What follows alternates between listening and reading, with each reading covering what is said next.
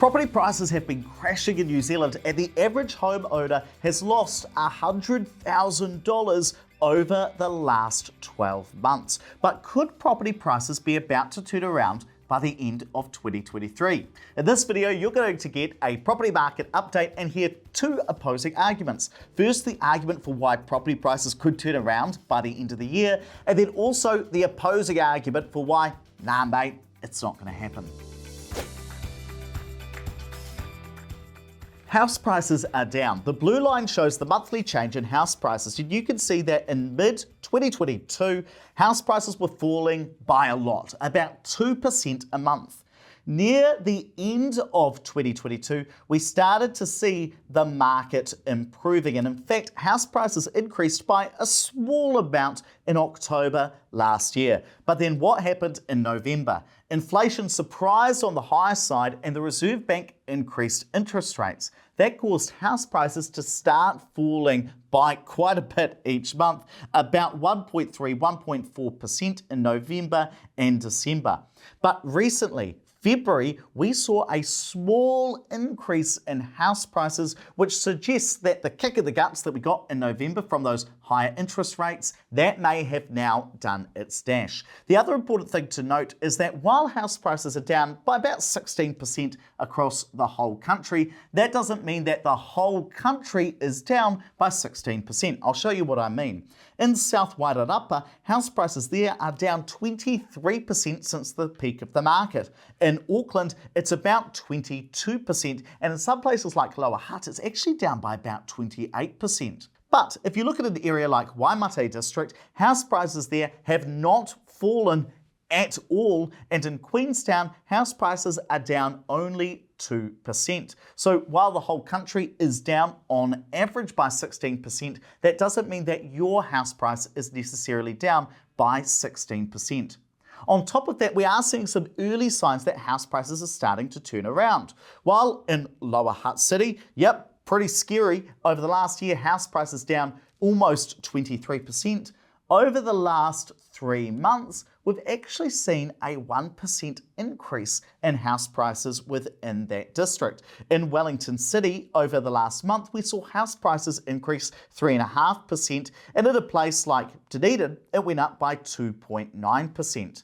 So while the annual figure might look like, oh my gosh, house prices down 23% potentially, we are starting to see some increases over the last month to 3 months. But does that mean it's all good? Well, let's go through the 3 arguments for why house prices could increase by the end of 2023. There are way more people moving to New Zealand than who are leaving. Now, when house prices were falling at their fastest, we had about 20,000 more people leaving New Zealand permanently than who are coming to live here. But look how things have turned around in the last year. Now, in the last 12 months, we had 33,000 more people coming to live here than who were leaving. In a small country like New Zealand, that can have a major impact on house prices, especially since most of these people are going to move to Auckland and they all need somewhere to live. So that's going to create pressure both on rents and also on house prices. And if you want to know about another mass migration, you've got to think about our YouTube channel, which is booming at the moment, and I want you to join that mass migration. So hit subscribe to our YouTube channel. We release new videos every Monday and Wednesday. And if you are already a subscriber, you might already know that house prices are actually becoming more affordable because A, they are falling, but on top of that, we are also seeing incomes increase, and house price affordability is nearing its pre-pandemic level. COVID made house prices go crazy and wages weren't keeping up. Now, house prices are in decline, and on top of that, we are seeing wages go up. That means that house price affordability, or that ratio between house prices and wages, is now nearing pre-pandemic levels. This is going to sow the seeds for an eventual house price recovery.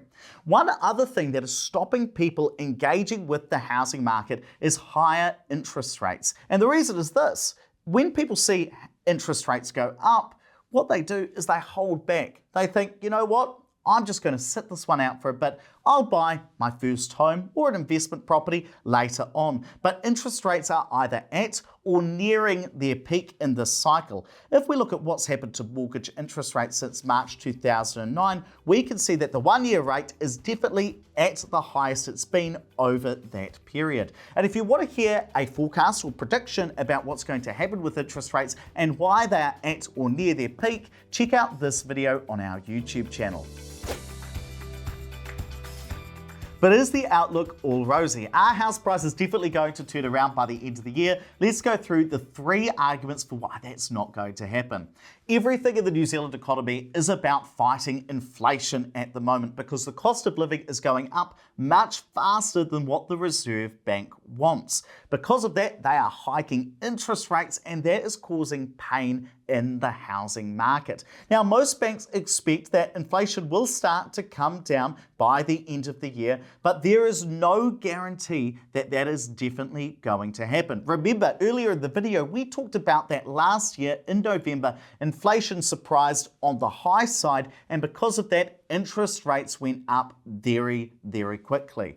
That could happen again. The new inflation data comes out later on in April, and if it is higher than we expect, interest rates likely will go up, and that would cause the house price recovery to be delayed. On top of that, New Zealand is likely in recession. Our GDP shrank 0.6% in the end of 2022, and stuff said the economy is on the skids. Now, let's get real. A 0.6% decrease in GDP is quite normal and actually not that scary. And while I know that, and you know that, we're not most New Zealanders. Many people reading stuff in the New Zealand Herald will find these headlines quite scary. They might think, well, what's going to happen with me and my job?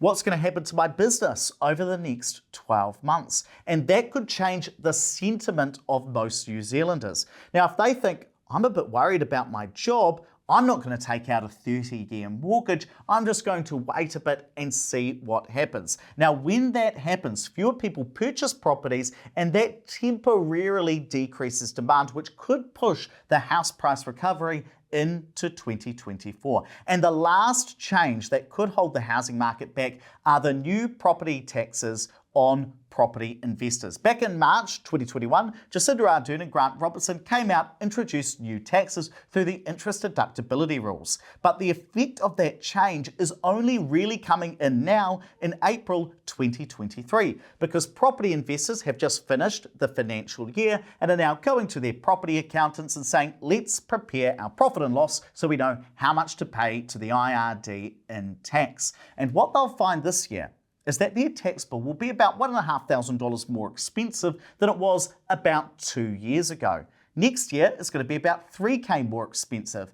In 3 years' time, it's going to be about $6,000 more expensive per property on average. So when property investors see their tax bills, they might think, holy heck, I'm not going to buy another property. I'm not going to take out another mortgage and pay even more tax. So they may withdraw from the property market until after the election or until that tax law potentially changes in the future. And again, that could push out the recovery of house prices into 2024. Now, one way property investors might get around that is by investing in new builds that don't face those same high taxes as existing properties. Now, if you want to learn more about that, make sure you check out our website, opuspartners.co.nz, because we help regular Kiwis grow their wealth through investing in new build properties.